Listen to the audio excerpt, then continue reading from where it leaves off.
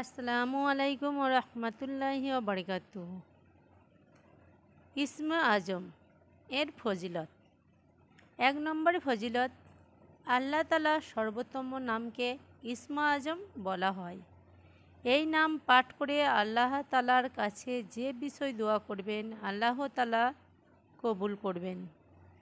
২য় নম্বর ফজিলত, যে ব্যক্তি উজু সহকারে সদা সর্বদা ইসমে আজম পাঠ করে সে তত্ত্বাধিক জ্ঞানে পূর্ণতা লাভ করে, তার দিব্য জ্ঞান লাভ হয় এবং হৃদয়ের চক্ষু খুলে যায়। তাছাড়া যে কোনো কঠিন কাজ তার নিকট সহজতর হয়ে যায়। ৩য় নম্বর ফজিলত, ইসমে আজম প্রত্যাহ পাঠ করলে পরকালীন মঙ্গল নসিব হয়। ৪ নম্বর ফজিলত, ইসমে আজম যে বেশি পাঠ করে কবরে দুনিয়ার সব তাকে ভক্তি শ্রদ্ধা করবে ও তার নাম মর্যাদা শাসন শকত বৃদ্ধি পাবে।